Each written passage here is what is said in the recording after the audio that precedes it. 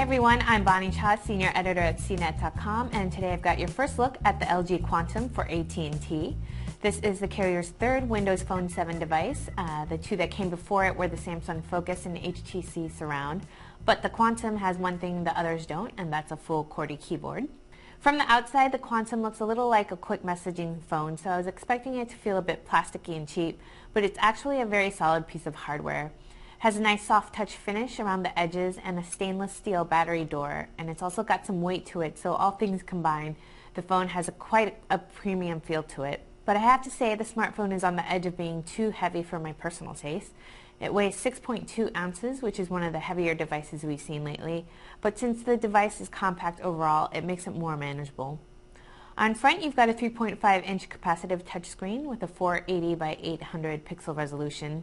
Overall, it's sharp and bright. The smaller size takes a little away from the multimedia web browsing experience, but it does offer pinch-to-zoom support, and the touchscreen is quite responsive. One limitation of Windows Phone 7 that becomes pretty apparent on the LG Quantum is the limited landscape support.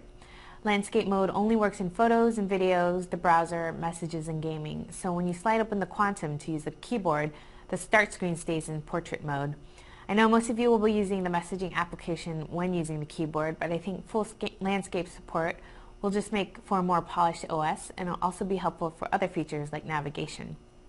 As for the keyboard itself, I really like it. The rectangular buttons are a good size and a decent amount of spacing between keys, so it's easy to use even if you have larger thumbs. The only thing I wasn't fond of was the function and shift keys over here.